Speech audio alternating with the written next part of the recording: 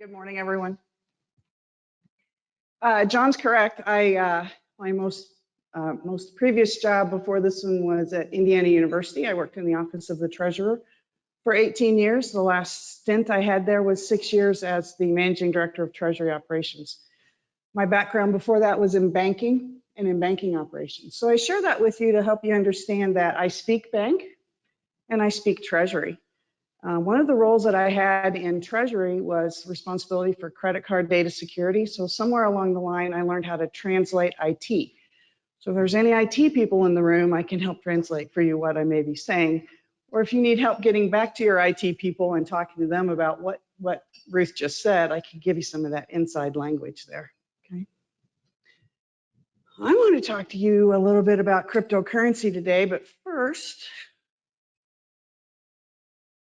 I think we should have called it Crypto with Coffee, right? Since it's early on in the morning. I want to talk about what higher education should know about crypto. I do work for a company called Campus Guard. We are a cybersecurity and compliance company. And so what is a payments, banking, treasury operations person doing at a cybersecurity and compliance company? Creating a new arm of the company that is payment advising. So you don't see the payment advising on here, but if you need compliance help, assessments, that's what the rest of the company that I work for does. These are the things that I do. This is not about me, but I just want to give you some background about me, about why I'm standing up here. About 6 years ago, my little brother, my younger brother, who's 7 years younger than I am, started getting involved in cryptocurrency. He was taking a class at Indiana State University. And he started talking to me about a certain type of crypto, and he suggested that I invest in it. And you know, who really takes advice from their little brother, right? I mean, you kind of go, yeah, little brother, that's good, little brother. And so I remember sitting at his PhD graduation at Indiana State University, and there he sits in the front row with all gowned and garbed and hat and robed and everything else up. And he checks his phone and he's checking his crypto stock prices. And the cryptocurrency that he had invested in when it was 0.000003 was now at 33 cents. And so there he sat with his PhD in hand, a multimillionaire. And he says to me, you got into it, right? And I'm like, I didn't get into it. You should have told me. He's like, I told you. You should have told me more than once. What he did for me was bring awareness about cryptocurrency. Certainly it was a moment, right? So what I want to do for you guys is bring awareness about cryptocurrency, help you understand where the chatter is, what's going on, things like that. So as we get started here, let's have a poll question.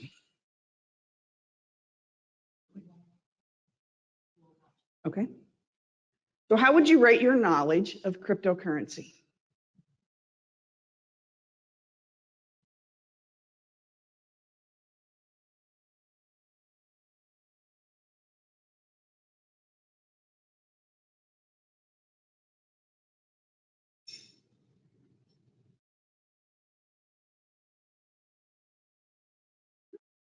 Heard of it, but don't understand. That's a lot of us. And I understand a little, but it confuses me. We do have an advanced expert in the room, so somebody's going to really critique this session. Well, I did not answer that. All right. Number one, don't be afraid of it.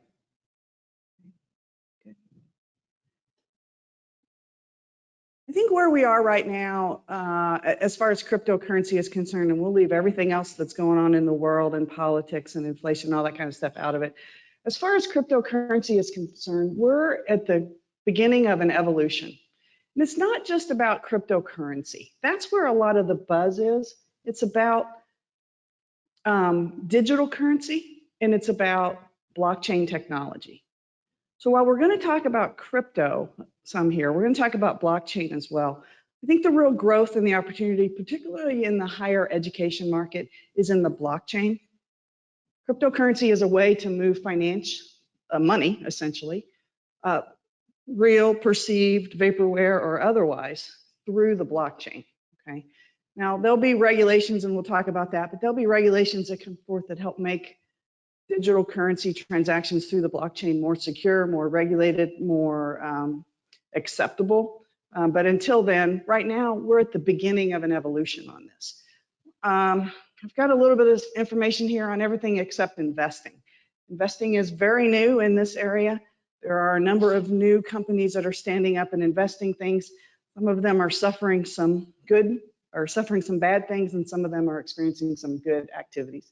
If you just heard the other day, there was a company called Celsius that just is a company that holds cryptocurrency for some customers and then takes and lends to others based on that information. It really reminded me of the mortgage crisis that happened, 15 years or so ago, with the people underwater with their mortgages and were lending things. They didn't close their doors. This company, Celsius, didn't close their doors, but they froze assets. So nobody can go get their money out of this Celsius company. So we need more rules and regulations and how accounts work and whether consumers can get their money, whether businesses and universities and foundations can get their money. It needs to all be disclosed. All right. So let's talk terminology. I think, Alexa, did I give a list of, so you should have it available to you, but I gave a list of terms. I did not create the list of terms. This is just a snapshot of them. I'm not going to go over the terms. I think what you need to understand is FUD, FUD. Fear, understanding, and doubt is rampant in cryptocurrency and blockchain technology. In fact, anytime as humans we try to learn something new or we need to learn something new, it's intimidating. It can be frightening. It can be a little scary, right? And so first things first, get comfortable with the language. When I first started getting comfortable with the language, it was when my brother contacted me long after his graduation and said, I tried to make a donation to one of the universities that I went to, and I called them up and I said, hey, I want to make a donation of cryptocurrency. And the university said, can we get back to you? We don't really know how to do that. We're not really sure how to accept that. Can we get back to you? And so after about 3 or 4 weeks, they did get back with him. And they helped him understand that they just weren't ready to do that right now, and we're not going to take that donation. But golly, we love you, Mr. I want to be a donor. Could you donate it in another way? Could you convert that to US dollars and donate the US dollars to us? Does anybody know why a donor may not want to do that? Capital gains tax. Exactly. A donor that converts their crypto to US dollars pays the capital gains tax on that. But if they just donate the crypto, they don't pay the capital gains tax, okay, in most cases. So there's terms out there for you to take a look at and be familiar with. And then at the end of the session, I've also got some links of other places you can go and find information. You know, you can't believe everything you read in social media and on the internet, but Wikipedia is not a bad place to go to figure out terminology. Did you see the Super Bowl this year? Right? Did you know what was going on when the black screen came up and the green box was bouncing around? Anybody figure out what that was? Did you get out your phone and scan it? It's about the same time, by the way, that you started hearing warnings about don't scan QR codes that you don't know where they're from because somebody's going to scam you. And then the Super Bowl ads, they paid, I think, $3 million for that ad. Each one of those crypto companies did $3 million. There's an image of it right there. In fact, the Super Bowl this year has been dubbed the Crypto Bowl. It's all about awareness, and it's all about becoming more and more common in the language and getting consumers to buy into it. And how do you do that? You talk more about it. It shows up in more places. Even Walmart's considering its own cryptocurrency. So one of the points I'm trying to make here is it's becoming, I'm not saying it's more mainstream, but it's starting to pick up awareness from all different corners of society, right? So that people are seeing it all over the place. That Walmart, Gucci accepts cryptocurrency now. and it's online and in store. Walmart is considering doing it. Some universities are doing it. I'll get to that in a second. This is a story that showed up on 60 Minutes about, I don't know, 2 months ago, I think. There's a link to it. That QR code is safe. I created that myself. You can scan that. I'm not going to steal anything, any information from you. This is a really cool story about a town in El Salvador, a really, really small, very poor town in El Salvador that is a grand social experiment. The crypto wealthy individuals decided that he wanted to see what would happen if everybody in a town adopted Bitcoin. So everybody had either had or was provided with cell phones, smartphones, I should say, right? I don't know if they had telephone technology in them, but they could do their cryptocurrency in it. And they began buying and selling goods and services, paying for their rent, their mortgage, getting cars, buying ice cubes, ice bags, whatever it was, with Bitcoin. And it took a little bit for some of the older population in the town to get accustomed to it. But now they love it. In fact, there's one woman that they interview in here that runs, I'll call it a little restaurant. When you see the video, it's not a restaurant like what we think of. Again, this is a very, very small and very poor village in El Salvador.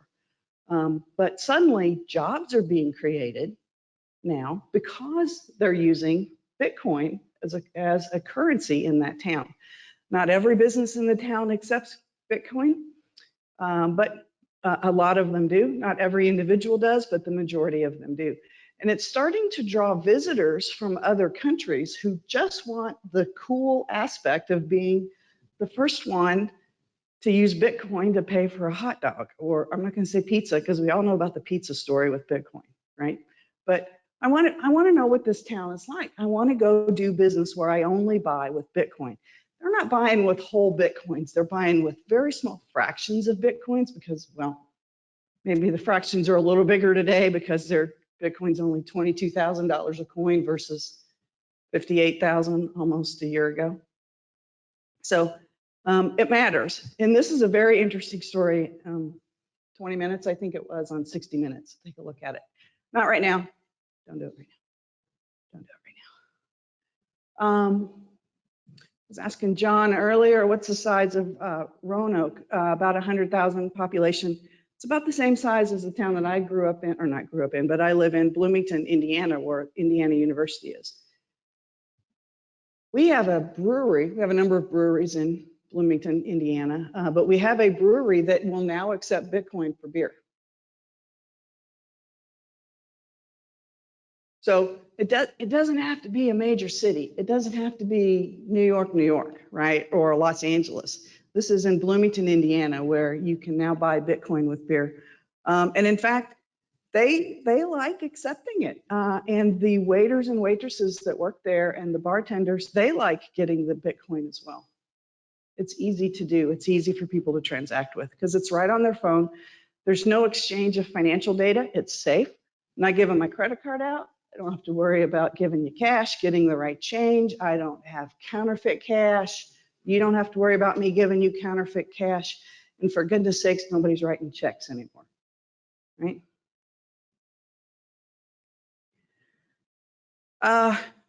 Yeah, I kind of have this slide out of order, but let's go ahead and talk about this. Somebody asked me the other day, Ruth, what affects the price of cryptocurrency? Well, it's supply and demand and social media. It's the only currency I can think of in the history of humans where social media affects the value of a currency. Now, there's a lot of debate about whether it's a currency or it's an asset or what it is, and we'll talk about a little bit about that later. But for this purpose right now on this slide, let's call it a currency. Supply, demand, and social media. If Elon Musk tweets something about a particular crypto, depending on whether that was a favorable tweet or not, that is a hard word to say early in the morning, tweet. The price could go up or it could go down. So it matters. 2/3 of all Americans get their news from social media. 2/3. That's why the Super Bowl ads were such a big deal. The headline I gave you about the Bitcoin for beer, that was a print newspaper. Now they do have an online version of it, but it was a print newspaper. So you wouldn't have heard that story unless I shared it with you because it's predominantly just in print. It doesn't get picked up by the AP, right? But 2/3 of all Americans get their news from social media. And I don't know what the percentage is, but I'll bet a large percentage of them believe everything they read on social media, right? Now that's probably the scary part. Not how many get it, but how many believe what they read. So do any of you personally own cryptocurrency?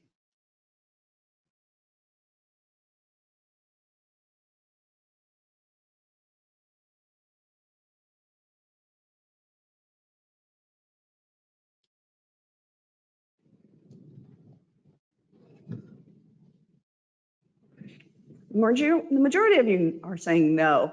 I do. I don't have a lot. I am not retired like my brother. I am not living the high life. Not that he does that, but I am not retired. A lot of people get involved in cryptocurrency early on. They're getting involved because they like being the early adopters. I want to be the first to do something. You've seen the curves where you have the early adopters, the late adopters, and now it's common and everybody does it, or almost everybody does it. So we're very early in this curve very early in the stage on that curve.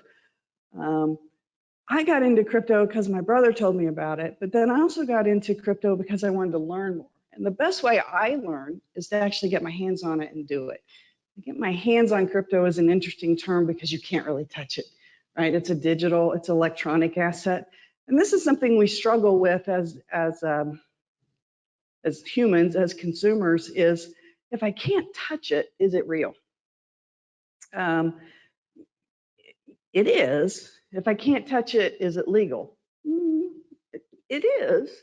You know, if I can't touch it, is it? Those are all the questions. And so it's about getting comfortable with understanding how the structure works and everything else.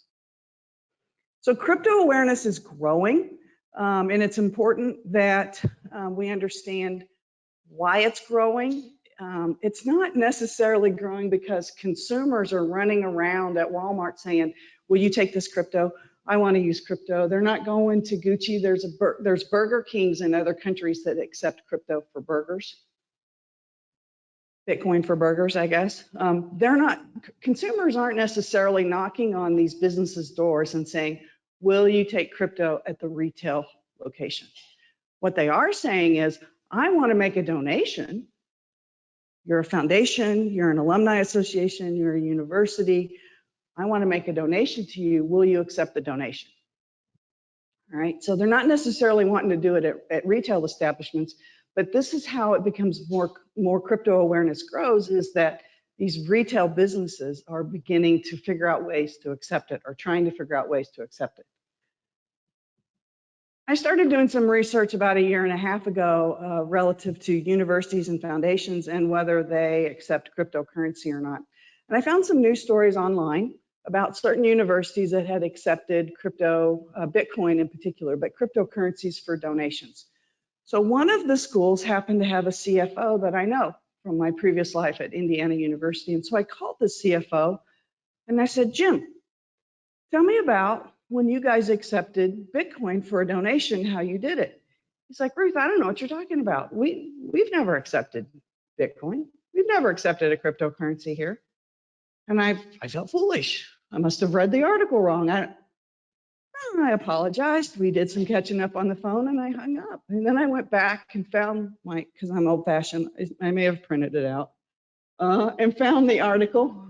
Okay. Went back and found the article, and sure enough, it was that school. And he was the CFO at the time, and he still is the CFO. So I called him back a couple days later and had scanned in this story, and I sent it to him. And he said, I did not know that this happened. It was the dean of a school within the university that had made an arrangement to accept the crypto donation, and the CFO of the school didn't do anything about it. So sometimes you can find out that it's completely uncommon for deans or chairs or heads of departments to do things without CFOs, treasurers, and controllers knowing about it, right? Just, it's unheard of.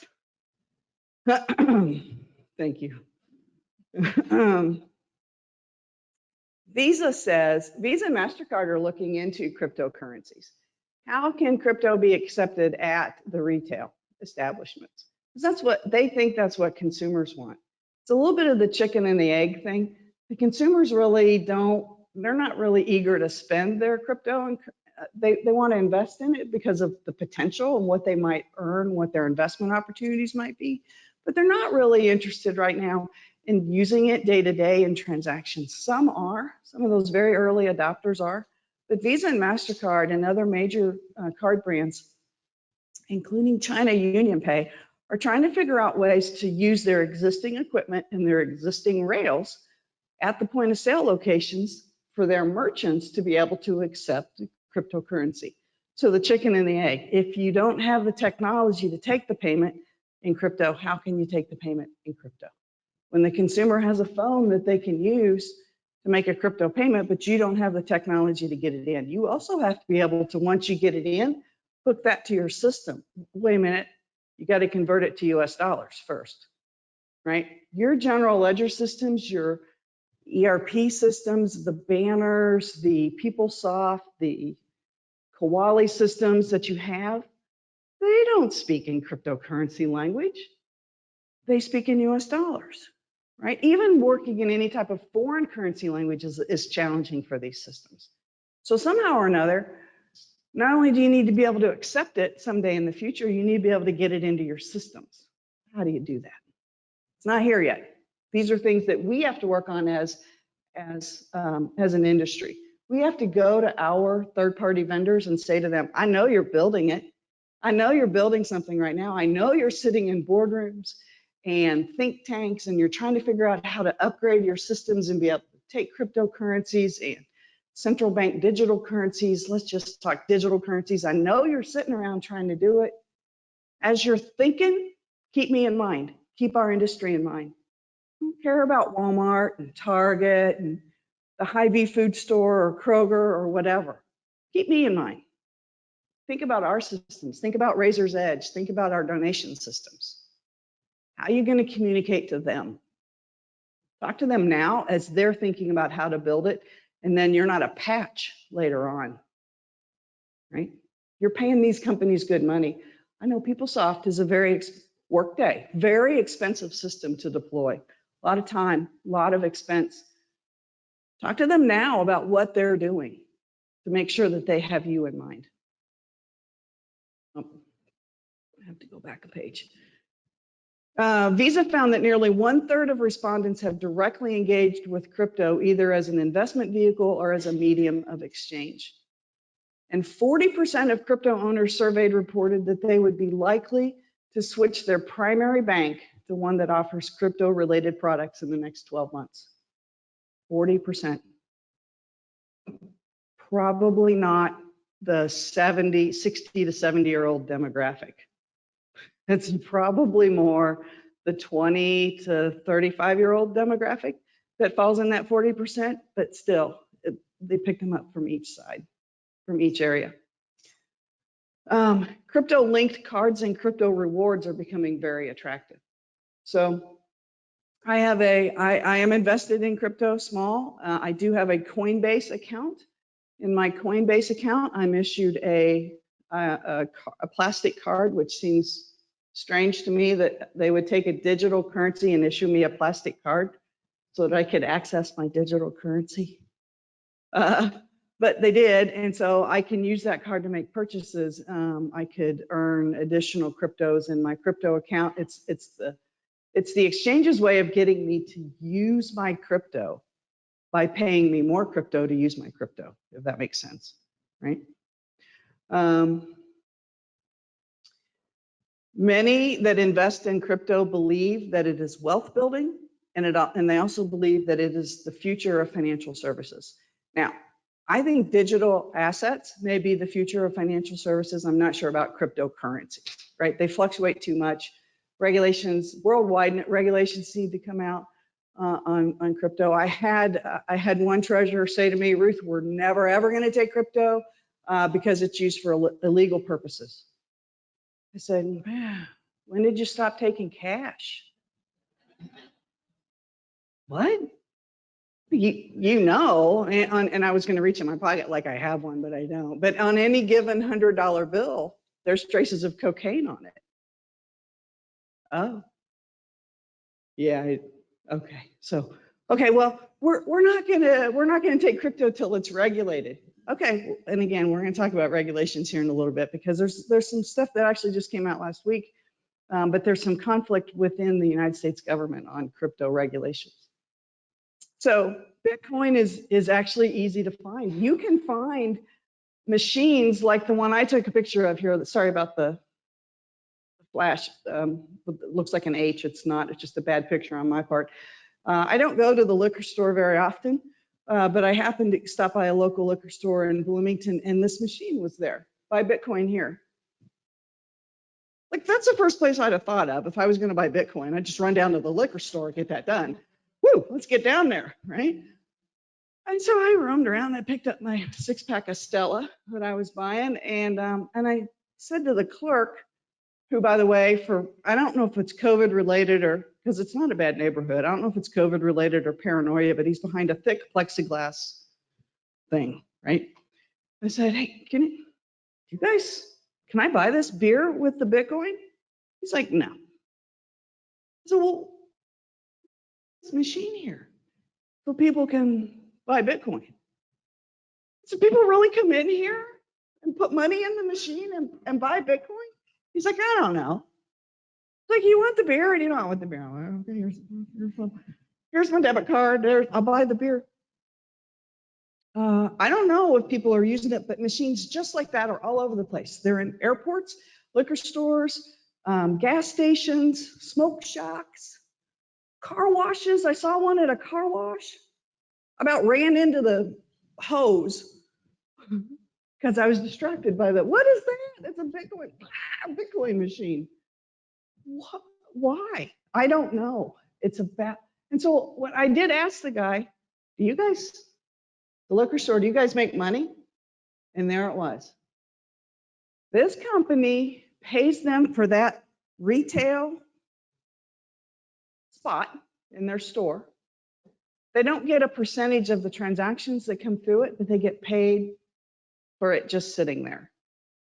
So they weren't really interested in selling Bitcoin or making it easy for their customers to buy Bitcoin. They wanted the rent for that retail space, right? So it is all over the place.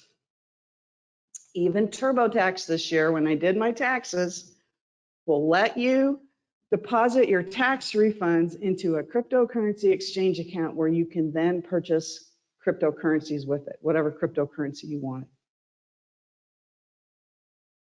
Software company teamed up with Coinbase to allow that to happen. I don't know how many people did it. I didn't do it. I don't need my crypto going. I don't need my crypto. I don't need any refund that I might get going to cryptocurrency. There it is. Some of the things that are happening in higher education around cryptocurrency have to do with student athletes and the name, image, and likeness rules from the NCAA. And we have student athletes that are seeing Major League Baseball, NFL, and Major League Baseball players, and even mayors and governors of certain cities being paid in cryptocurrency. And so they think it's cool, and I'd like to get paid in cryptocurrency as well. But what they don't know is that you pay taxes on what you get paid, not what the value is when you file your taxes, or what the value of it is 24 hours later. I think it was a NBA player got paid in cryptocurrency, Bitcoin in particular, and 4 days later, Bitcoin dropped in value by 20%. He's paying taxes on what he got paid. So part of the things that higher education needs to help its students understand if you're going to get paid in crypto, whether it's for NIL purposes or for anything else. It's part of education to help them understand something that's foreign to to our students because of their age, and they don't necessarily have jobs where they have filed taxes before. Well, now you get into NIL and you start getting paid for things, you have to file taxes. I understand that. I understand that many of the schools that are here probably don't have a lot of student athletes at all, or a lot of student athletes that are getting NIL money. But I think it's just all part of this growing awareness of cryptocurrency. When you are a basketball player, regardless of age, you have people you look up to, and they're going to be pro league or professional league sports stars and whatnot. And you see them doing something, now you want to do it. And this is how this awareness grows. Okay, and so we'll see what happens. I don't know again how many people took up TurboTax on this whole deal with putting your refund into. I'm happy to get a refund. I'm not going to gamble with it when I get it. I'm just saying. All right. Let's talk a little bit more specifically about your schools then. Has your institution, university, foundation, wherever seat you are, have you ever accepted a cryptocurrency donation?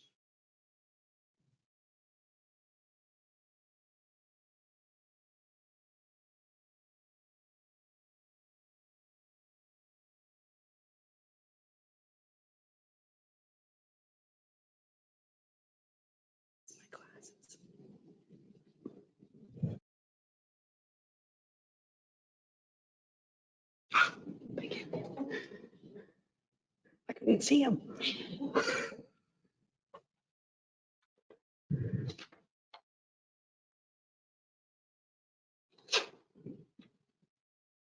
I see you answering, I don't know, because of the story I just told about the CFO. I know what you're doing out there. I know what you're doing. Take the high road. I don't know. Not that I'm aware of.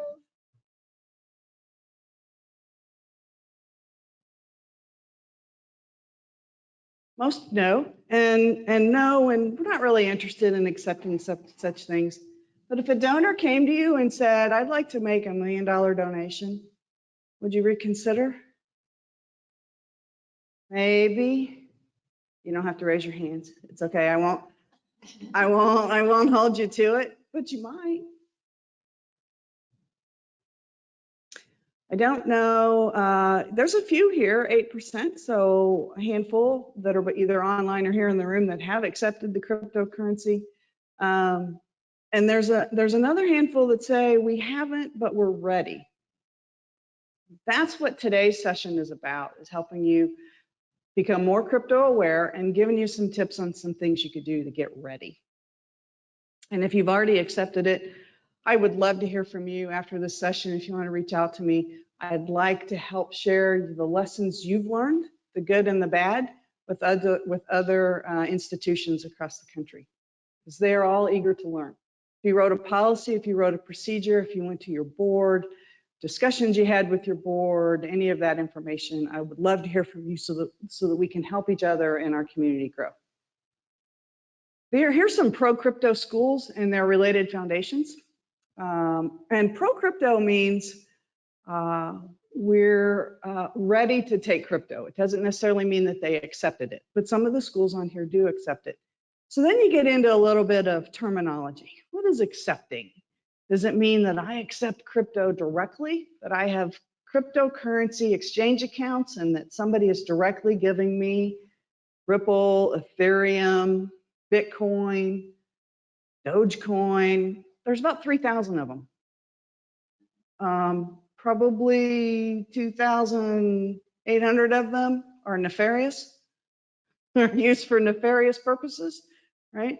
I remember talking to my brother, this is 5 or 6 years ago, and a number of my friends in the higher education treasury space when we first heard a cryptocurrency discussion. And we were in a state that just recently legalized marijuana. So for whatever reason, through a reception that night, we were standing around having an adult beverage, and we all decided that it would be pretty cool, since there were so many cryptocurrencies, and this particular state had just legalized marijuana, and the only way you can buy that is with cash, right? that we should come up with a cryptocurrency coin that people could use to buy this particular natural growing thing, right? And we were going to call it Munchie Coin. But we were quickly informed that something like that had already been developed and they didn't use the name Munchie Coin, but they probably should have. So the point is I could make up my own cryptocurrency. Your institution could make up your own cryptocurrency if you wanted to. It would only work in your institution. It would only work in that closed loop that you wanted it to work in. So there are thousands and thousands of them. So it's about being crypto aware. These schools are crypto aware. They have reached out, either done their own research or they've reached out to intermediary organizations like the Giving Block and InGiven, or they've reached out to currency exchanges like Coinbase and Gemini and some others, Nexo, to figure out how to accept crypto. Or they have contacted their financial advisors. You guys all probably have financial advisors in your institution as it is, whether it's investments or debt advisors. These firms have people that have done the research or are doing the research right now so that they can answer your questions about cryptocurrency. You have resources available to you, ask them. And if they don't have somebody in their firm, they have another firm that they've partnered with that they could get that information from. Some schools, the University of Pennsylvania is one of them. The University of Pennsylvania will accept Bitcoin for the class. So one of the classes that the name of their business school is getting away from me. Anyway, their business school is offering a class in cryptocurrency and blockchain technology. The only way you can register, the only way you can pay for the class is with Bitcoin. Now, they don't have a website where they take your Bitcoin or your cryptocurrency exchange wallet information and convert that. They have a third party called NYDIG, N-Y-D-I-G, that they direct the students to. You go pay NYDIG. NYDIG will collect essentially your registration information and your payment and send that over to us, and we'll get you enrolled in the course. So yes, University of Pennsylvania accepts Bitcoin, but no, the University of Pennsylvania doesn't directly accept Bitcoin. So there's ways you can accept cryptocurrencies and not actually be the direct recipient, but you can be the indirect, right? It's still yours. You have a fiduciary or a custodian in the middle that can accept that for you. San Francisco State University, some fantastic individuals out there at San Francisco State University. In 2019, they were approached by the co-founder of Ripple, and he wanted to donate $25 million to them in Ripple. Now, one of the other conversations I've had with CFOs and treasurers from universities is that, even if we accept it, we're going to convert it right away to US dollars. We're not going to hold it in crypto. We're not at all going to do it. We don't want the risk. What if your donor says you can't do that? Now, this is an extreme case, perhaps, but what if your donor says, yeah, I'm going to donate $25 million in cryptocurrency to you, but you cannot convert it right away. You can only convert 3 basis points a week. Well, now all of a sudden your changes a little bit. What policies and procedures do you have? Will your board allow you to accept that? Trustees, your regents, will they allow you to accept it if you have to hold it in crypto? If your institution requires that your assets, your financial assets, are held in insured accounts, can you hold crypto? It depends on where you're holding it, because there may be some insurance in some of these crypto exchanges. What the Ripple co-founder, the reason why the Ripple co-founder didn't want San Francisco State to cash in $25 million all at once is because what happens to the Ripple value if all of a sudden $25 million comes out of it? The price of Ripple drops precipitously, right? I mean, it just crashes. So you can't have that. You couldn't suddenly take $25 million of value out of the Ripple currency. So that was one reason. The second reason was his intent on making the donation was to help the university learn more about cryptocurrencies and blockchain, to help them get comfortable with it. Teaching it to our students, maybe it's time to move it from the academic side to a better understanding on the administrative side. And this is one of the things that he wanted to do. This donation was in the works 2 years before it happened, because it took a while, and he was very patient with the school because he wanted them to learn. Like I said here, he wanted it to be a learning experience for the university. He is an alum of the university, and he had donated to them previously. I think this is important as you think about whether you may or may not choose to accept a donation from somebody in crypto. If it's someone that's never donated to your university or foundation before, or your health center before, there's this whole, know where you're getting the money from, know your customer concept. If they've already donated to you, you know them. They're a known entity, that kind of thing. If they haven't, and now they suddenly want to drop crypto at your door. One of the things about cryptocurrency that's different necessarily from cash is you got to know where it came from. And I'm not talking, I make the donation, the crypto came from Ruth, but where did that crypto originally originate from? Was it drug money? Was it something else nefarious? So the source of funds is very important in this area. The gift agreement took many months to draft, and there was a lot of people involved. Obviously, the dean of the College of Business, the president, legal was involved. A couple other deans were included, VPs for finance and administration, CFOs, accountant or controllers, the chief investment officer, and the board of directors. And I'm sorry, there's a bit of a, you wouldn't know this unless if you could put your white collars on for a minute and pretend like we're Catholic, I'm going to admit a fault here. The office of chief investment officer is not an office at the university, at San Francisco State University. It is an outside business that they hire to consult with the board of trustees or board of directors. So that's in there, but they were all involved. At San Francisco State University, you cannot open a financial account of any means, a bank account, an investment account. You cannot issue debt unless the board approves it. And we all know boards meet once a week. Yeah. Oh, no. So those are months and months in development, right? Before those boards meet. And so they almost needed 2 years. Now, I'm not suggesting that every time a university, foundation, a not-for-profit organization goes and opens an exchange account that it's going to take you years to get it done. But I think you need to consider 30 to 60 days at least. It's no different than opening a bank account in essence. And as a not-for-profit organization, you already know it's a little bit more challenging to open a bank account because they don't really understand that the know your customer rules don't apply to the same way to not-for-profits as they do to for-profit corporations. Who has to give their social security number, mother's maiden name, shoe size, favorite bicycle when you grew up? No, who has to give that and who doesn't is different, whether you're a not-for-profit or a corporation. So it takes a little bit longer to get accounts open.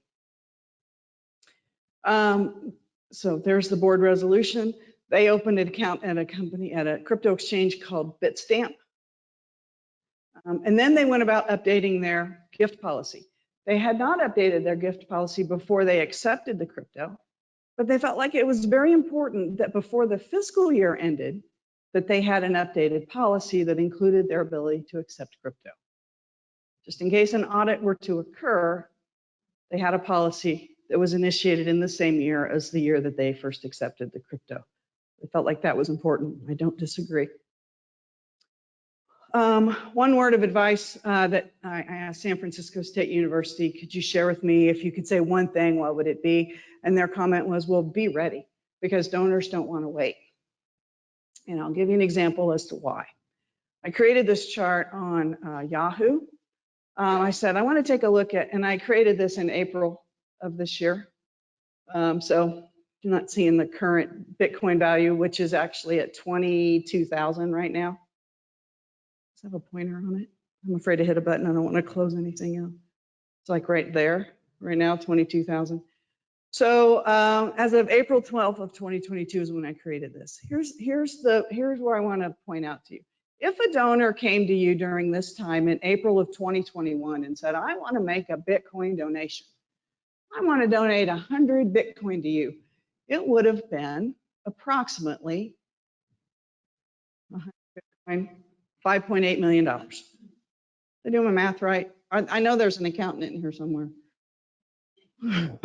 $5.8 million, because that's what the value of Bitcoin was on May 2nd. If the school said, outstanding, we're set up, we have an exchange account, here's our exchange address, get her done, could have had that money that day, within hours, minutes, actually, of the donor saying they wanted to make the donation. But if the foundation, the school, the not-for-profit organization said to them, outstanding, we would love to have $5.8 million. Can we get back to you? We need to go figure out how to do this. And they went about very diligently working to open an exchange account, do all the legalese, get everything set up so they could transfer, convert it to US dollars, get it into their bank account, the whole 9 yards. And let's just assume for a minute that it took them, what, 30 days to get that done? Think that's a legitimate time frame? 30 days. What happened 2 weeks later? Here, on May 16th, the value of Bitcoin dropped from 58,000 to 34,000 per coin. So it's a bit of a joke, but I say it could be the difference between building naming rights and parking privileges at an event, right? If after a month they went back to their donor and said, we're all set, we're ready to go, the donor may have said, you know what, no, it's lost value. It's not as big of a benefit to me. It's not as big of a benefit to you. I'm going to wait. And then all this fluctuation started happening or continued to happen with the Bitcoin and blockchain or cryptocurrency markets, then the donor may not have come back and may not be back yet. So being ready when opportunity knocks to actually open the door and accept the donation is important.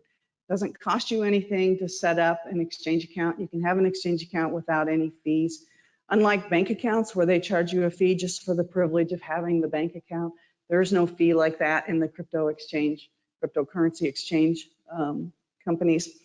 So the cost to you, I say it doesn't cost you anything, but there is a cost to you. It's your time and effort. Time and effort. But if time and effort can turn into $5.8 million, I'm making up numbers. But if that's what it can turn into, I think that's a pretty good investment, especially if you can get that converted to US dollars. So do consumers really want to make donations in crypto? Well, according to the Giving Block, which is an intermediary between foundations, essentially, and universities and not-for-profits and crypto exchanges, they saw a 583% increase year over year, 2021 compared to 2020 on crypto giving. Now, all right, I have a degree in economics. One of the very first things I learned in economics was any good statistician can make any number say anything they want it to say, right? Same story is true here. You could have 10 donors in 2020 and 583% increase later of that is, I don't know what the number is because I'm econ, not math. Right, but so the fact is they do want to make donations. My brother did want to make a donation, but he wasn't able to at the time because the school wasn't able to accept it. The other thing that the Giving Block, and I've been reading articles, great free information web source, by the way. You don't have to do business with them to get information from them. The other thing that they said, interestingly enough to me, was that on the average consumer that donates cash compared to the average consumer that donates cryptocurrency, the average cryptocurrency donor will donate more money per transaction, per donation, than contributing cash. couple $100 more per donation. I don't know why. Interesting. All right. What is my next slide?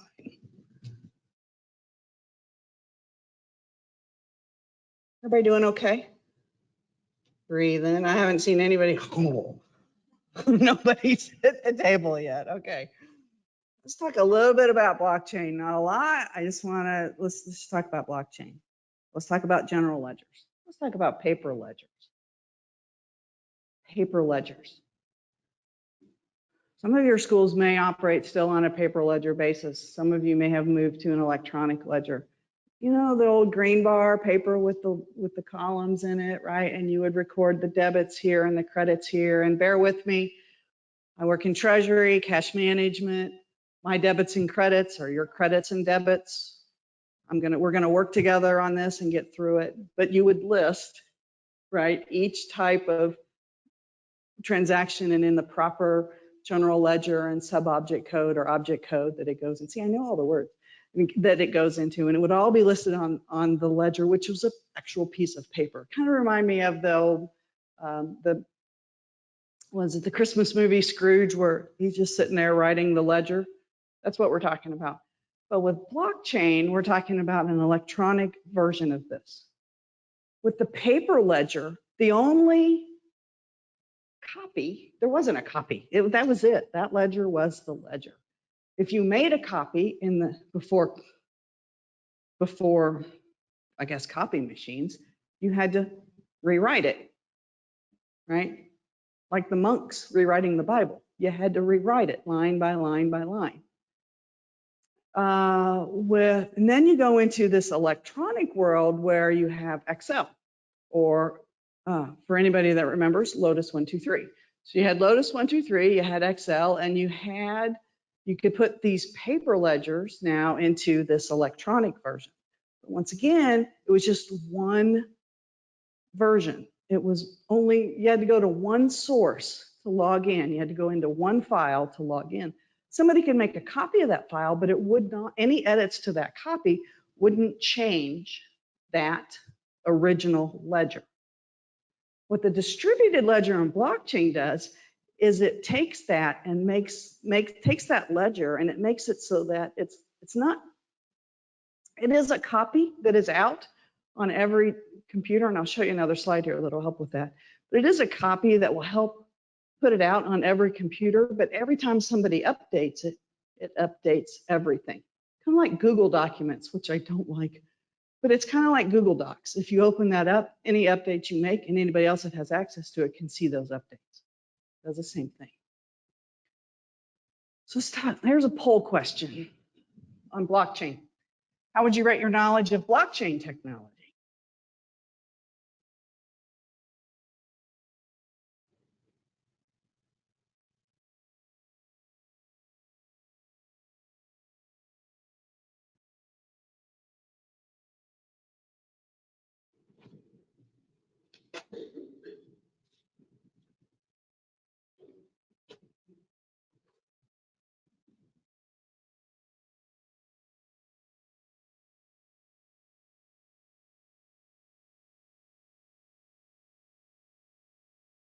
There's a real battle going on here between basic and zero. I mean, here's an area where I encourage you to go learn more. I really think it's blockchain technology that is the very cool, greatest thing that's happened in a long time. I'm not going to say since sliced bread because I love sliced bread, but I think this is where we're going. Think of a day. Look, let me get a little bit off topic here, but let me say, today, our identity is stolen almost on an hourly basis. And one of the reasons why our identity is stolen so much, I don't mean to get into the next speaker's talk here, but one of the reasons why our identity is stolen so much is because our credentials and our identity have all been intermixed together. We need to have a day where our credentials, our driver's license, our gym membership cards, patooey, right? Our gym membership cards, our passports, our social security numbers are separated from our identity so that we as consumers can own our own information rather than having people steal it. If you steal my identity, that's my fingerprint, my eye, my retina, my face recognitions, that's me. You steal my credentials, now you can get into my bank account, you know, my social security number, you can gain access to my gym and pay my gym membership, which I know you won't do. So we have to be able to separate that. What the blockchain technology allows us to be able to do in the future is move data, sensitive data like that back and forth where we can separate that technology, separate those two things. So think about this from, let me give you an example. This is all in my head, and someday somebody's going to actually develop this, and I'm going to wish that I had invested in it, much like my brother told me to get involved in. But think about the day when a high school student can apply to your institution without having to fill out a paper form or an online form. You're now storing that data, right? They've applied, and maybe they were accepted, but they chose not to go to your school. Because let's be honest, students today don't apply to one school, they apply to 10, 20. And they put their transcripts, their parents' financial data, their identity, their credentials, they put all that out to all 20 different schools. And then they get accepted by 15 of them, 5 of them still have their data. Even if you're using Common App, you may still be in that case. 5 of them still have their data. 15 have accepted the student. The student says, I'm going to go to this one. The other 14 still have that student's data. Now you got to, I don't know, you got to get rid of it. You can't hold on to it. You got to secure it anyway. Well, what if in the future, a high school applicant, their application in a blockchain and sent it to each school in a block, gave you a password at your school that you could access that data. And then you could communicate through that blockchain. You could do the acceptance letter. You could get set up, even communicate potentially what their fees would be, whatnot. And then let's say the student says, I'm not going to your school anymore. The student can kill your access key. They can delete it so that you cannot access their data anymore. You don't have it in your systems. It was in the blockchain. This is the new technology. This is what blockchain technology, I think, brings.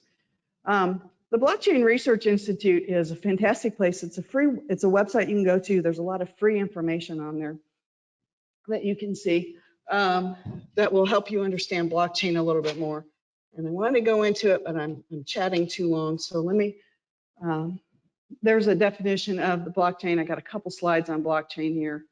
A block is a store of data. We talk about a set of transactional data in a block. Again, don't be intimidated by this language. Transactional data in a block is really very similar to transactional data on a check. What are the pieces of a check? The person's name, the dollar amount. What else? The address, right? Bank account number, routing number, check number, signature. Same type of data shows up in the blockchain. You gotta check that slide out. Same type of data is in that transactional data in the blockchain. It's just in a secured format. On a check, it's right there. Anybody can see it, anybody can steal it, anybody can use it. Remember the day when the banks used to have you print your social security numbers on your checks? In the blockchain, you can put all that kind of data in there and it's secured. It's technical. For those of you that have IT people that you need to talk to, they're going to use the word NIST, National Institute of Standards Technology. This is the NIST definition. There's the NIST website for you. This is data that's in a blockchain, in a block, okay? Refer to it later. Every digital transaction will go through a blockchain. every digital currency operates on its own blockchain.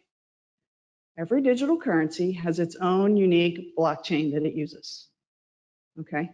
So if I were going to accept Bitcoin, it's on the Bitcoin blockchain. If I'm going to accept Ethereum, it's on the Ethereum blockchain. Okay? These are what hashes are. Here's an easy way to understand hashes, and I'm stealing this from a gentleman. Don Tapscott is the co-founder of the Blockchain Research Institute. Had an opportunity in 2017 to listen to Don Tapscott talk about the blockchain and hashes, and I had no idea what a hash was. I mean, it was something that was next to my, eggs. So he says, here's what a hash. We're familiar with encryption. We're familiar with encryption, right? You've seen the TV show or the movie. It's a Christmas movie. The boy with the BB gun.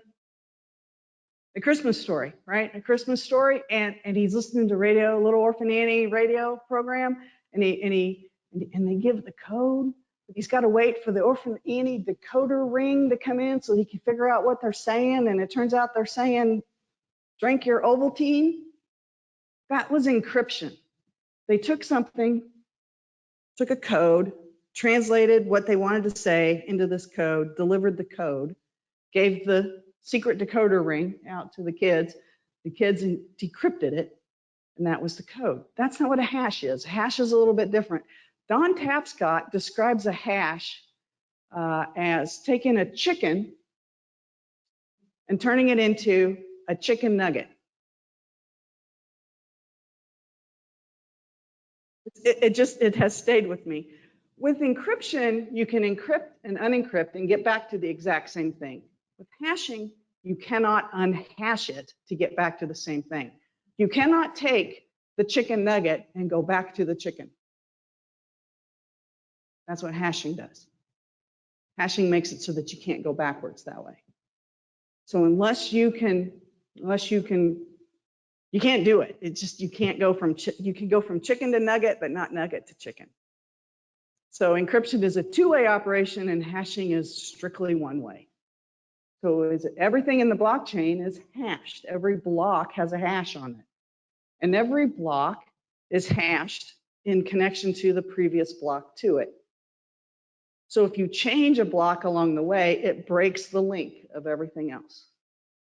So when they say that blockchain is immutable, that's what it means. All right, you've heard the word node. This cracks me up. Well, maybe it doesn't crack me up, but terminology is terminology. If I were to have a doctor standing in front of me and to tell me in some medical term that I had broken my arm, I probably wouldn't understand what he said unless he said you broke your arm. Blockchain technology has its own language. There are words that we know, but we don't know in these contexts. So when somebody says each node on the blockchain has to verify that the transaction is correct. A node is a computer. That's all it is. A node is a computer. So each node has access to that digital ledger that I talked about. And every time a transaction occurs, each node has an opportunity, and most of them do, to jump in and verify that the transaction and the data in the block is accurate, and that they can use that hash to figure out if the data is accurate without seeing the data. So once a consensus of nodes agrees that a transaction is accurate, then it's added to the ledger. But the consensus has to agree. So you could have one node like this one here at the bottom that says, I disagree. And the rest of them all say, yeah, we agree, all of this is right. Because there's consensus, it gets added to the blockchain. This is where I drew too many lines. And that's how complicated it gets. Did I go one too far? There you go. Distributed ledger technology is a database that's shared between computers, nodes, across the world. It's a system for recording transactions. Every computer has a copy of the ledger. Consensus has to be agreed. There's no single authority. There is no one entity that can change anything all by itself, thus the enhanced security on it. The chicken to the nugget. That'll be what you remember today, won't it? All right, so centralized ledger and the transfer of value. I have money and I owe Alexa money, right? So let's say I write a check. I first have to make sure I got a check account, right? And I got a check, I get it from my bank. Or maybe I'm going to do an electronic transfer. Let's live in today's world. Let's say I'm going to do an ACH payment to Alexa. So I go to my bank and I initiate an ACH transaction. And my bank has to send it to the central bank, which we call the Federal Reserve, right? I have to send it to the central bank. The central bank then sends it to Alexa's bank. Alexa's bank posts it to her bank account, and she's happy. I think you're happy if I paid you enough, right? But with blockchain and distributed ledger technology and the transfer of value, I sit down at my computer and I want to pay Alexa. She gives me her exchange account. Bazam! She's got the money in her account. There's no intermediaries. Now, what do those intermediaries do? Make it safe, right? They charge fees along the way. So if we could still make it safe and take out the fees along the way, it might be a better deal. Cryptocurrency is portable, it's transparent, it's irreversible. It's a one-way transaction. If you inadvertently send somebody crypto, you better know who they are if you want it back. Because you cannot, there is no oops factor. Oops. Some of the questions on your mind, that was not planned. Some of the questions on your mind are here. Is it a currency, is it an asset, is it a commodity? You know the movie Airplane?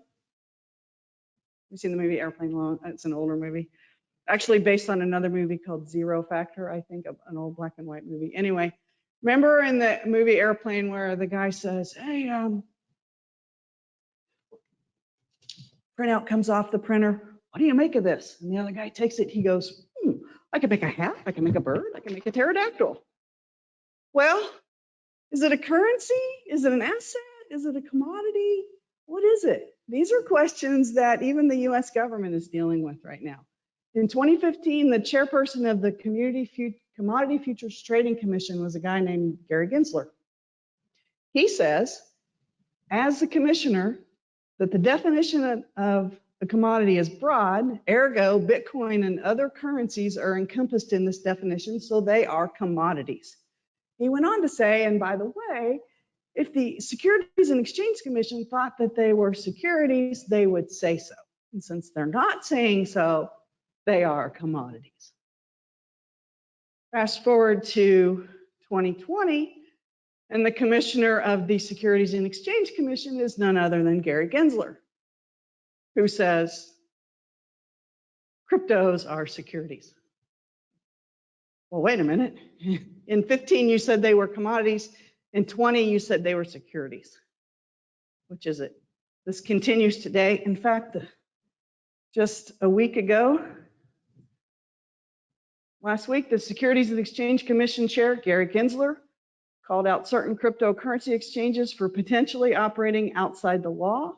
As the SEC developed regulatory frameworks for the crypto market, Gensler said Bitcoin operates like a commodity, but most other tokens operate like securities. So they're securities and security regulations apply. The US government's working on this. A bill was just introduced for consideration last week. It was released on June 7th by Senator Cynthia Lummis from Wyoming and Kristen Gillibrand from New York. It's called the Responsible Financial Innovation Act. Look it up, 69 pages. Not that long of a read. However, there are section by section overviews that you can see. And it talks about a lot of the regulations that probably need to occur in the United States. And it gives directions to various entities within the US government about how they're going to set these regulations up. Regulations like full disclosures, like what you get in other securities, investments, bank account and debt products, know your customer laws, how to get things set up, things like that. So it's going to get better. Stay tuned, watch the news, careful where you get it from. read them, what's going on. There's my pterodactyl. More regulations are on the way. The president's has a working group to talk about this. There's some information in the slides for you guys to take home with you. We talk about centralized and decentralized exchanges, the ups and downs of both of them. Exchanges are money service businesses. They must be registered. Be very careful who you do business with. So some more information that you can look at. I'm sorry I've gone long. Last poll question. Have you updated your institutional investment policy to indicate that you will accept cryptocurrency as a donation? John, I added way too many slides. I'm sorry. Oh, I'm sorry. Here we go. Ready? Oh, no. Okay, there you go.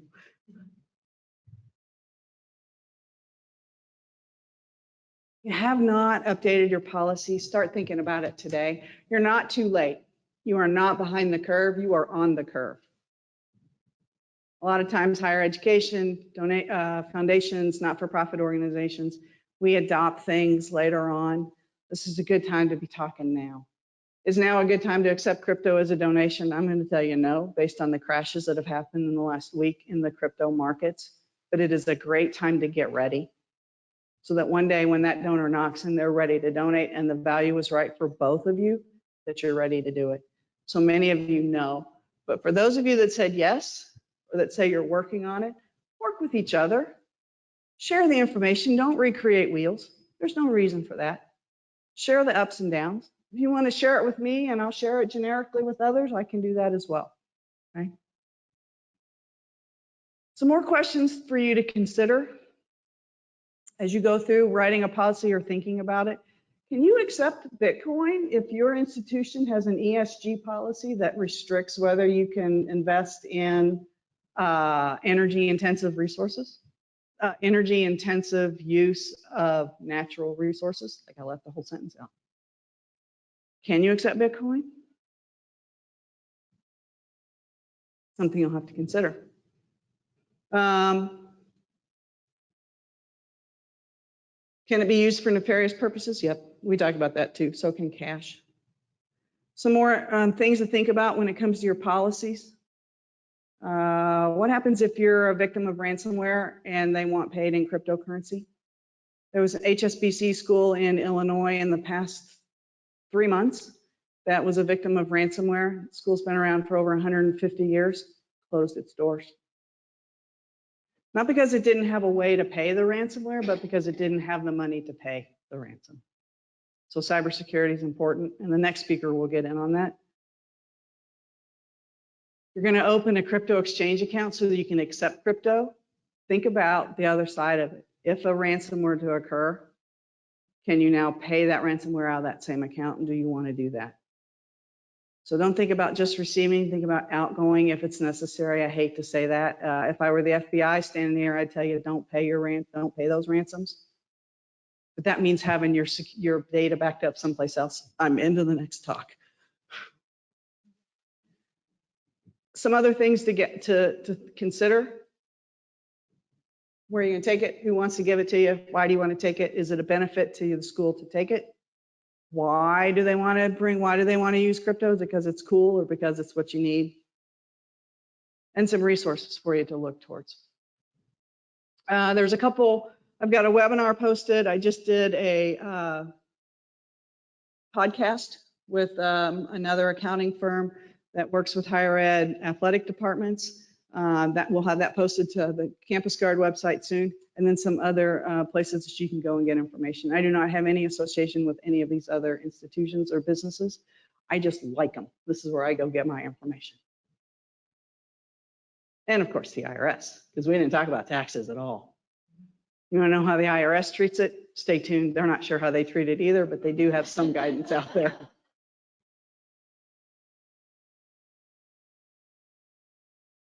All right, time to plan is now. And I'm actually way over time. Happy to take questions until Alexa yanks me off the stage. I'm good. Questions?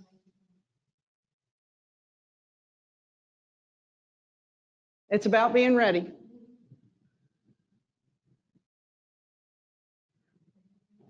Fears? Okay to be afraid. I remember the first time I rode a bicycle, I was scared to death.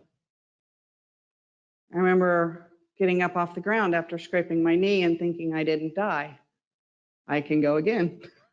I got back on the bicycle and kept going.